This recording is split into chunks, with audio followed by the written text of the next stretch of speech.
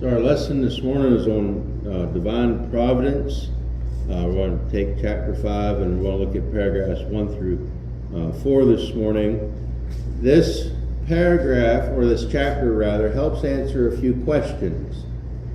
It answers, how does God govern the world through providence? We as God's people should never use the term luck. Never. We're not lucky people. God cares for us. What we appear to seem as chance in this universe is actually God's providence. And so this chapter is going to answer, how do we account for chance, what appears to be chance to us, and God's care and running of the universe. And the other question then that this chapter deals with, which will be in 4, 5, and 6, and so in paragraph 4, we deal with the idea of how does sin and misery work in God's divine providence? How does corruption in this universe and God's divine providence work? And how does reprobation of the unelect, those who are without Christ, how does that work in God's universe if He's good and holy? The question that arises, the technical term that's in the theological world, is that of theodicy, the goodness of God and the evil that's in this world, how those two things are reconciled. And so in this chapter, we're going to consider in paragraph 1, general and special providence, and then chapter 2, the nature of divine providence and second causes. And I'll mention this as we stop here briefly for a second. God is the first cause. God is the first mover, as Aristotle would say. It's either Aristotle or Plato. But the reality is that what they talked about as the first cause and the first mover is not what the Bible teaches. They did what they could with their own pagan human thinking. And then paragraph 3 is the use of ordinary means in divine providence.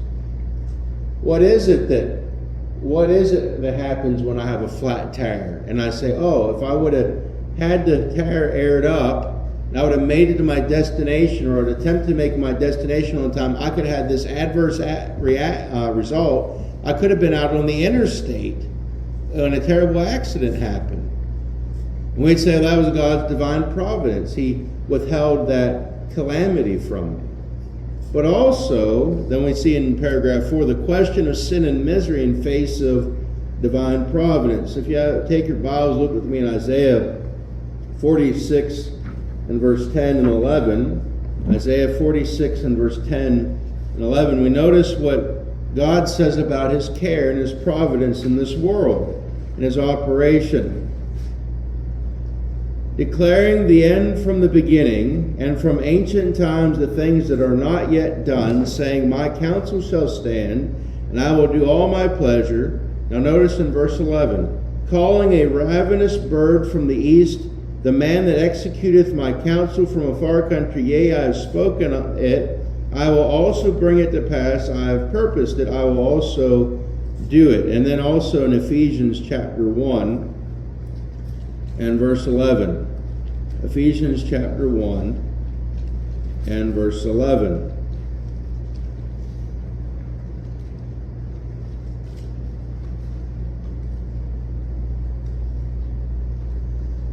The scripture says, in whom also we have obtained an inheritance, being predestinated according to the purpose of Him who worketh all things after the counsel of His own will. So there's two things we find here in paragraph 1, general and special providence. And what we find is there in the very first paragraph, the confession says, God, the good creator of all things, in His infinite power and wisdom, doth, now here's what He does, uphold, direct, dispose, and govern all creatures and things, from the greatest even the least, by His most wise and holy providence, to the end of which they were created, according unto His infallible foreknowledge, and the free and immutable counsel of His own will, to the praise of the glory of His wisdom, power, justice, infinite goodness, and mercy. So what we find is divine providence is the direct act of the Creator.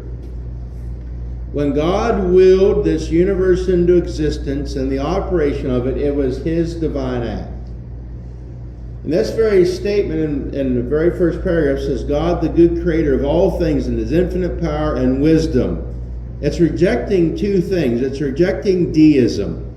Now, deism is also an ancient heresy that teaches that God is like a watchmaker or a clockmaker. And God made a clock. It's called the universe.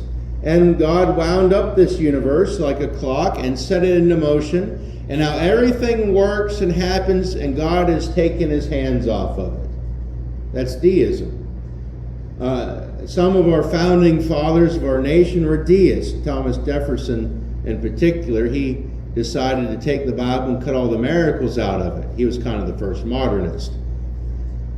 But this statement rejects this. God, the good creator of all things, in his infinite power and wisdom. He is the one who is running and orchestrating this. Also rejects the idea of pantheism. Pantheism teaches that God is part of the creation. That's what the ancient Greek philosophers believed, was that the Logos was part of the creation. That the universe itself was what was eternal. By the way, that didn't start with Charlie Darwin, did it? It started with way long before Charlie Darwin came along. But what does the Bible teach us? It teaches that God is the creator, that he is outside of his creation, that it's emanated by his divine act of creation. So what is the activity of divine providence? Well, notice there's four things in our confession: uphold, direct, dispose, and govern. He upholds all things by the word of his power. Hebrews chapter 1 and verse 3 tells us that. He also directs this universe. We read there in Isaiah 46 and verse 11. He said he sends a ravenous bird. Remember old Elijah? He's down there in the backside of the desert. There's this drought going on because Elijah said it's not going to rain. God told me to tell you it's not going to rain, and it didn't rain. And so Elijah goes out in the backside of the desert. God tells him to go by the brook Kidron. And what do we find? Ravens are bringing Elijah dinner.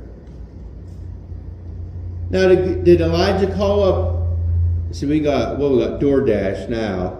Did he call up Bird Fair and say, "Hey, I need a meal this afternoon"? Did he get a Uber? No, God delivered it. How? By his divine providence. Old Elijah's sitting down there by the stream, just waiting around, and here comes this raven, drops off lunch. Now, was that by chance? Was that by some random coincidence? No, that was by the divine providence of God. God directs his creation. He also disposes of it.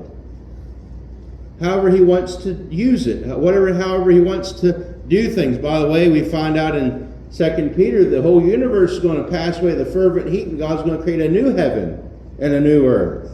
He can dispose of it however he wants to. If he wants some star out in some galaxy far away to explode because he wants it to, well, it's going to. Because it's his. It's his creation. It belongs to him. But also govern. Look with me in Genesis chapter 4. Genesis chapter 4. Or not Genesis chapter 4, Genesis chapter 1. And verse 14 and 15. Genesis chapter 1, verse 14 and 15. Notice what God says about the governing of his universe. And God said, "Let there be lights in the firmament of the heaven to divide the day from the night, and let them be for signs and for seasons, for days and years. And let them be for lights in the firmament and the heaven and light upon earth." And it was so. And God made two great lights, the greater light to rule the day, and the lesser light to rule the night. He made the stars also. Why did God put all those things into place? Because he governs the universe. Why does, from our little earthly perspective, why does the sun rise and the sun set? Because God does it. Now we know from scientific inquiry the earth spins around on an axis around the sun, and what appears to be us a phenomenon of the sun rising just happens to be the turning of the earth so we can have some daylight. But I'm still going to call it a sunrise, thank you, and a sunset. There's nothing wrong with calling it terms that we are accustomed to. Why do we have winter and summer and spring and fall? And as we're here in Georgia, we have summer, still summer, some more summer, and 2 weeks of winter. Why? Because God governs those things. And God is in charge of his universe. But notice then also in paragraph 1, it says, and govern all creatures and things from the greatest even to the least by his most wise and holy providence, to the end for which they were created according to his infallible foreknowledge and the free and immutable counsel of his own will. All of God's providence is comprehensive. You and I are not here by accident this morning. We're here by his providence. And often I've heard it said, and I say it too, I plan on being at church on Sunday by God's grace. What am I saying? By his providence. We also say I'm going to be in church unless providentially hindered. We say my will is to be in church on Sunday unless I'm providentially hindered. Well, who's the one in charge of providence? God. So what I'm saying is, unless God so redirects my life, I plan to be at church on Sunday. And sometimes God does redirect our life beyond our control because we understand that we have no control over anything in this world. If you sit down and think about it long enough, we are creatures most dependent upon God and his grace and his mercy.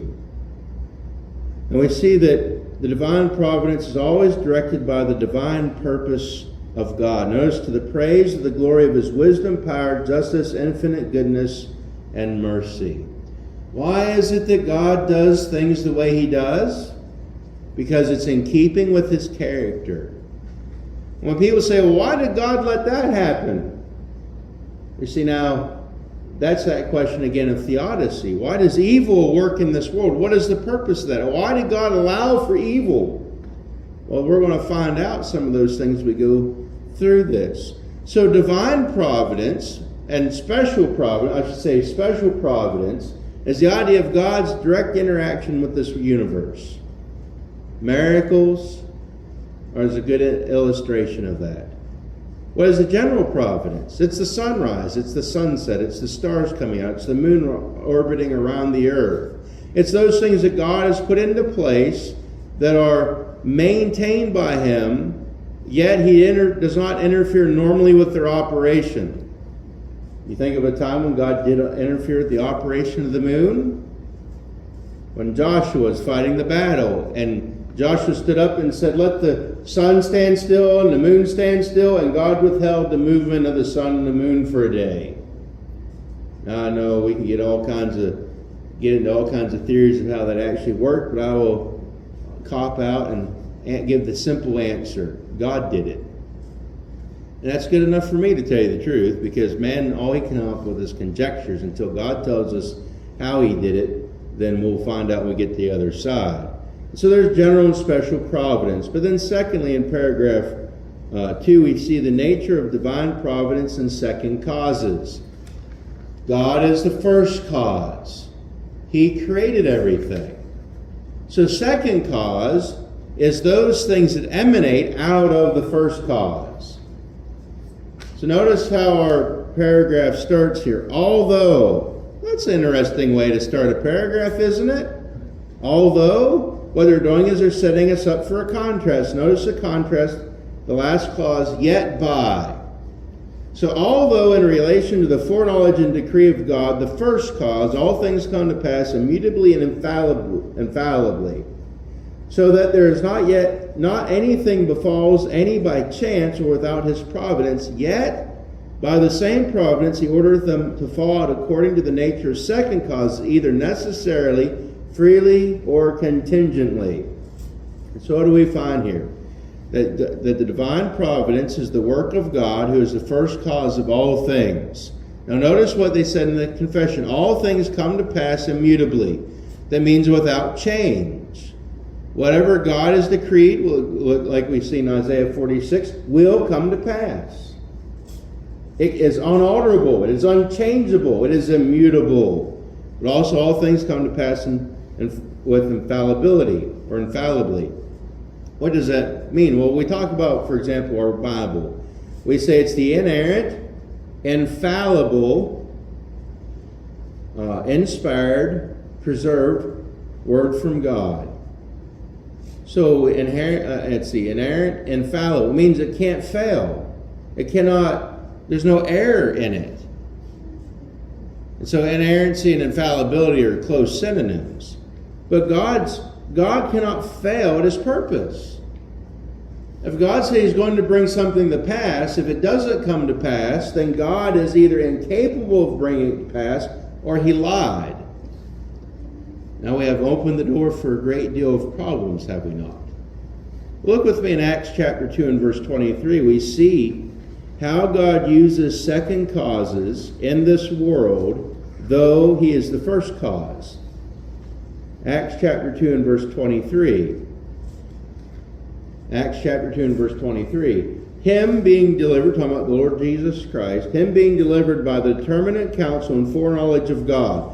So notice what's the immutable, infallible purpose of God is that Christ would go to the cross of Calvary. What does the second part of the verse say? Ye have taken and by wicked hands have crucified and slain. So what is the direct cause? The first cause is that God created the world and he said that the Lord Jesus Christ is going to go to the cross of Calvary. But did God the Father murder the Son? Well, we would say no. Why? Because wicked men have taken and have slain the Son. So what God has done is he used the second causes of this world to accomplish his cause, to accomplish his purpose. And that was for Christ to go to the cross of Calvary. That's what we find here, that divine providence works through the agency of second causes to bring about God's decree and reality. So a second cause is an intermediate between the first cause, which is the Lord, and the action itself. So God decreed that Christ would be crucified on the cross, yet he used the secondary means of man crucifying Christ. However, we ought to consider that some works of God are not second causes, but the direct act of God alone. Creation, redemption, and the day of judgment are three that are a good representation of those. But God's divine providence used the free agency of man to accomplish his purposes. So why is it that Saul of Tarsus ordered the death of Stephen? Because God had decreed from eternity past that Stephen would die a martyr, but yet he used Saul as the instrument, as the second cause. And what happened with Saul because he was there present and he saw the stoning of Stephen? It bothered him.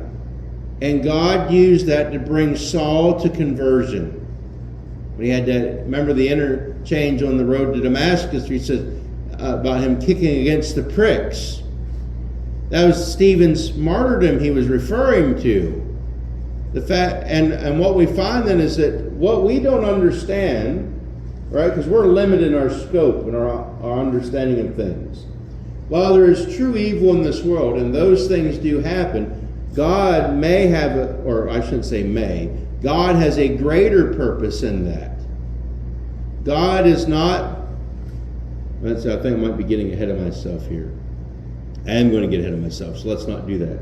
So what we want to point out in this paragraph is that God is the first cause, and yet he uses second causes often to bring about his providence in this world. If I can use my flat tire illustration again, right? God could have sent you a message by an angel from heaven and say, don't leave this morning. There's going to be a bad, terrible accident on the interstate and you don't need to get on the road. But what does he do? You go out and the tire's flat. And so you can't get on the road to go to the interstate because you have to change your tire. So that's second cause. God still worked out his purpose, but he used a second cause. And I'm just using a tire illustration, a flat tire, as an illustration of that. So paragraph 3, the use of ordinary means in divine providence. Notice, and it's a very short little sentence, statement, is it not? God in his ordinary providence maketh use of means, yet is free to work without, above, and against them at his pleasure. God in his ordinary providence maketh use of means, yet is free to work without, above, and against them at his pleasure. So God usually uses ordinary providence, second cause, to make his decree a reality. Ordinary providence, the general management of the universe, not special means, which is the bringing of the sinner to salvation. We need to understand the difference between general and special providence. General providence is just the general operation in this world. Special providence is bringing a sinner to salvation. It's God working in that individual's life and regenerating them. And so, under letter B here of our outline, God, who is the first cause, is independent of all second causes. While he is independent, he does not work against his special means. So what does this, how can we digest this a little bit? So God's created a universe. It operates typically by general means, general providence. However, though, if God so chooses, he can work against that general means. Go with me to Romans chapter 4. And we can see an illustration of this. Romans chapter 4 and verse 19. Romans chapter 4 and verse 19. Now notice, now in the context we're talking about faith and belief and trusting God. But there's an earthly illustration here for us. Romans 4:19, and being not weak in faith, he considered not his own body, now dead when he was about 100 years old, neither yet the deadness of Sarah's womb. He staggered not at the promise of God through unbelief, but was strong in faith, believing, giving glory to God, and being fully persuaded that what he had promised, he was able also to perform. So if you go back in your mind to the book of Genesis, Abraham and Sarah, elderly. You know, we would consider them elderly. They were still kind of young, I suppose, by those days' standards. He was 100 and she was 90, and they had no children. The time of life had passed them by, where they were in a place they could no longer have children. Natural, general providence had run its course. Sarah could no longer have children, neither could Abraham. But what does God do? God works against his general providence by special intervention. And we call it a miracle. It is indeed a miracle, because God could have left the general providence be the way it was, but he intervened. And so that's special providence. So God can work against, he can work without, above, or against them at his pleasure. Because God is first cause, and he's the creator of all things, he is not bound by what he has created. But there's one thing that he has bound himself by, that is special providence, that of salvation. God cannot, if God saves a soul, he will not work to undo the saving of that soul. But we're talking about general providence here that God can do with this universe however he sees fit. So then this leads to the question that most people like to ask. Then what about sin and misery in this world? How is it that God can be so good and holy and righteous, and yet we have sin and misery and sickness and death and evil? That's a legitimate question to ask. I mean, people have been asking it ever since Adam, ever since Abel was slew by Cain in the field. But what do we find? In paragraph 4, the question of sin and misery in face of divine providence. Now notice the very first word, the almighty power, unsearchable wisdom, and infinite goodness of God. How does God regulate providence? Well, first of all, it's through his almighty power. If God is not almighty and cannot control all things, we're going to have a lot of problems. If God cannot bring to pass that which he has said, and for us it's a very big issue. One of the things that God has told us in his word, he said, I've loved you with an everlasting love from the foundation of the world, I have chosen you to be my elect. To put a few verses together there. And what do we find then? If God's not almighty, then I don't know if I'm eternally secure. I don't know if his love is everlasting. I don't know if he can bring about my salvation if he's not almighty in all his power. It has a very personal effect to my eternal destiny if God cannot bring all things to pass, as he has said, if he's not the almighty power. And so God's power is limitless, but restrained by the following: his unsearchable wisdom. One thing is that God knows everything. And if we sat down and begin to think about how much God knows, let's just take our little finite lives for the moment. And think about when we were born and all of the things that led us to the place where we are now. All right, and we think that's just my life and that's just your life. But then think about all the lives that are intertwined with your life over all those years. And then how all those individuals' lives are intertwined with everybody else's life for all those years. And then you keep going back, and you keep going back and adding those, and it begins to be encompassing. But then not only is it just your life and the people that you're involved with, but then we think about nations. Why is this nation does this, and this nation does that, and what effects was on that nation that caused them to do this thing, and now it affects this nation over here. But all those lives are tied up. And when we think about today, there's 8 billion people on the earth. And God knows in intimate detail each and every single one of those people's lives on this planet. And I run across where he said that from the time of Adam until just recently, that half the people that's ever been alive were not alive. So from the time of Adam to the time of Christ was 4 billion people that lived on 4 billion people that lived on this earth. And after that, now we have like 8 billion people alive today. There's many people, let's see if I got this right. There's many people alive today that have already lived in this world, which is 8 billion people. So it's 8 billion people plus 8 billion people. That's 16 billion people that God knew every intimate detail about their life. And that's the ones that were born. That's not including all the ones who were aborted or stillborn or miscarried. And there's no way to calculate all that number. And yet God manages the affairs of all those people from all eternity, from all time. But then also the placement of resources and the placement of nations and all those things, the weather pattern. How is it that we get just the right amount of rain that we're not a desert in southeast Georgia? When you go out there and kick over the grass enough, you find out it's just sand. And we're 40 miles from the ocean and it's sand.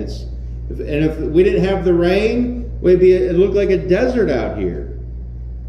We have God's care. There's rain. That we don't look like a desert. We have green grass growing.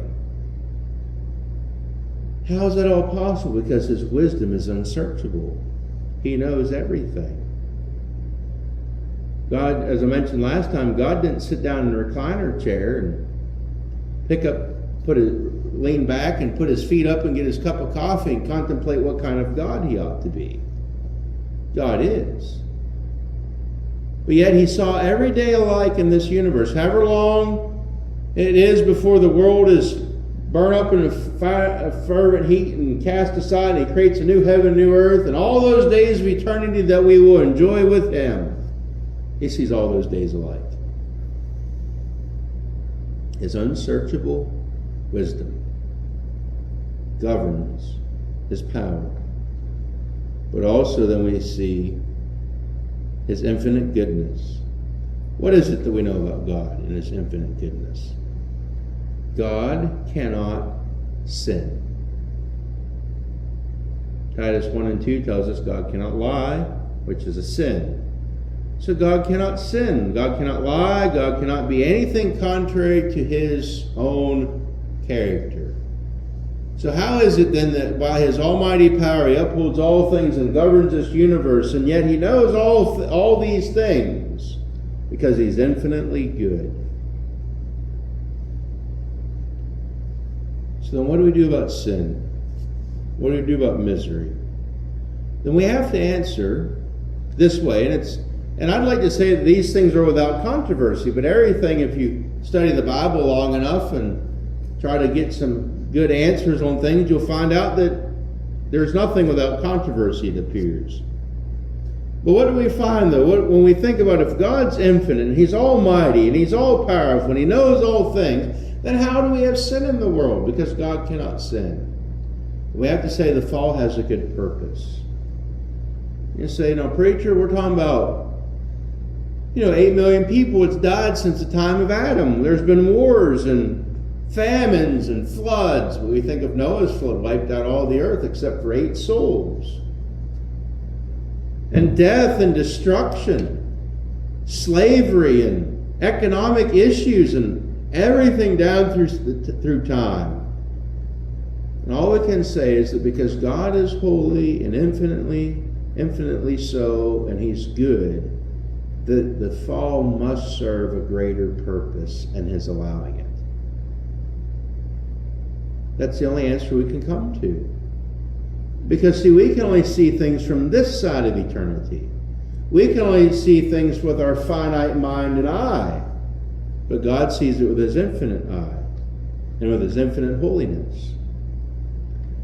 And we find there, it says in our confession, he said, the almighty power and searchable wisdom, infinite goodness of God, so far manifest in his providence, that his determinate counsel extended itself even to the first fall, and all other sinful actions both of angels and men, and that not by a bare permission, which as also he most wisely and powerfully boundeth, and otherwise ordereth and governeth, in a manifold dispensation of his most holy ends.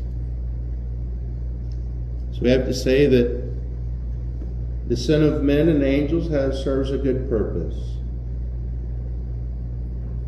And I don't say that flippantly or lightly, because I realize the effects of sin in this world. We see it.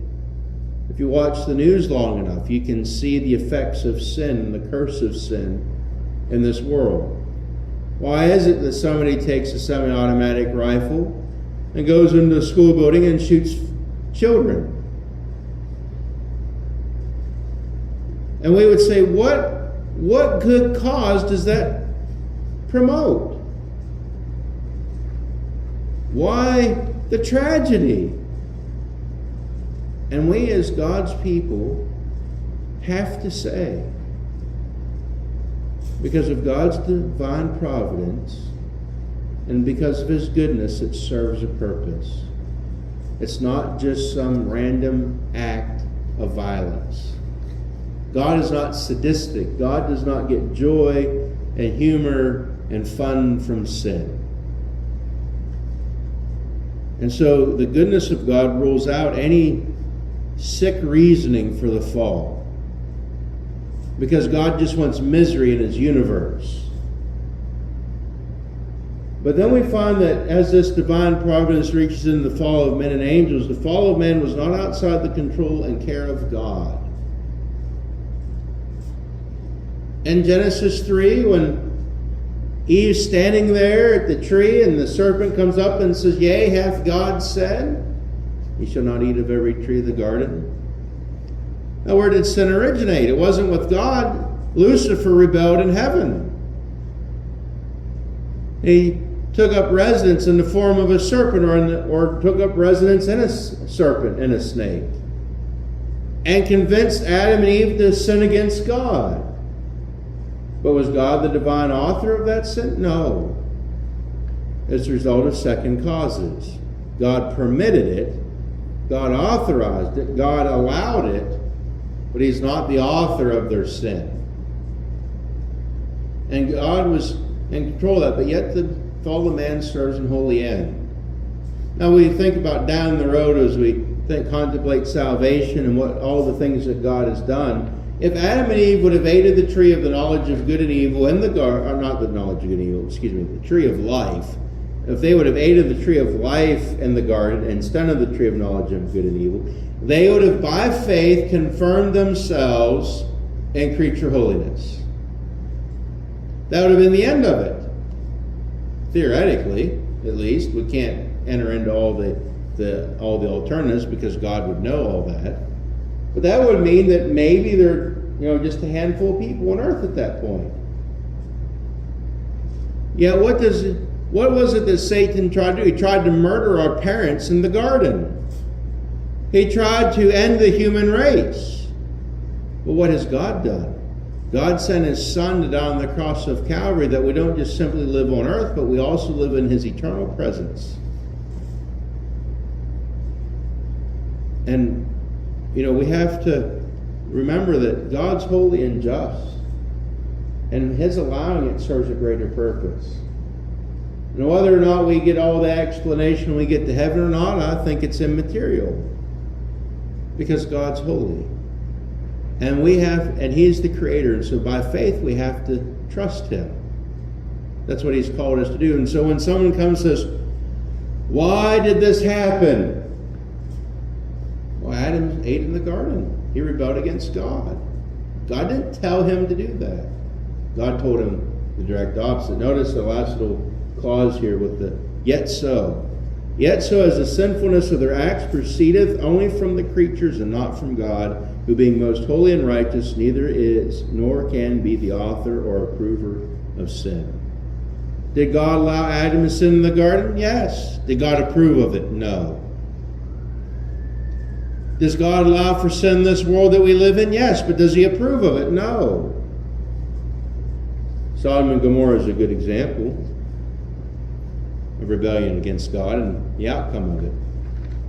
The flood, the judging of humanity at the time of Noah. And so through second causes, sin enters into the world, yet without God being the author of the sin. So the answer is when people say, why could God allow such and such to happen? One, it's not God's fault. Man's the one who drove creation in the ditch. And secondly, God has a greater purpose. And the fact that that person is asking you, why did God allow for that? Now you have opportunity to give testimony of who God is and His character. And so we don't understand all the interactions. God knows all that. And so we have to trust God that in His ordering of the universe and His divine providence, that He has indeed done that which is just and righteous and holy. That we can give Him praise and the glory for all those things and still mourn over the fact that we do live in a sin-fallen and sin-cursed world.